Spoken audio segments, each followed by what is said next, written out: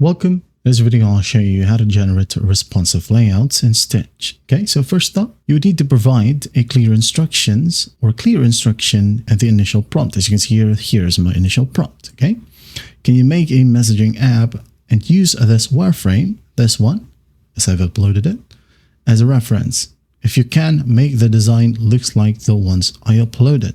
So the initial screen right here, or the initial design, was this one. Okay, I just changed the color. Now you need to state the need for a responsive design, such as design a responsive e-commerce homepage with a search bar, product categories, and featured items. Okay, you can go ahead and do that as well, just like this one right here. Okay, I said to Stitch, design a modern 3-tier pricing page for SaaS product with a main header.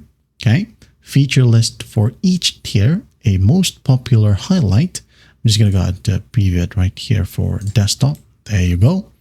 Okay, most popular highlight, this one, on the middle option, and a blue call to action button. So that is how you state the need for a responsive design. You could also specify a layout structure, like maybe use a 2-column grid on desktop that stacks vertically on mobile. You can go ahead and tell it to Stitch.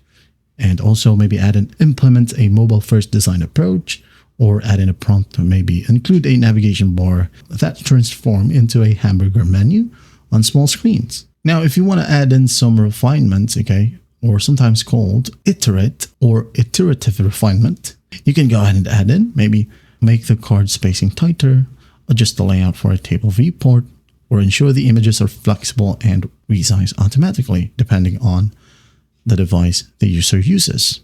Okay, so here are some key features of Stitch's responsiveness. Okay, first one, automatic adaptation. So Stitch generates layouts that are fluid, so content adapts to changing window sizes automatically. Now you go ahead and export your project or designs to HTML or CSS, which is structured for responsiveness using fluid grids and flexible components. Also, you can go ahead and use Figma, and don't worry if you don't know how to convert your projects into Figma projects. You can go ahead and view the videos on the channel. We already made a video about it. Also, using prototypes, including Figma as well. You can go ahead and check that video out.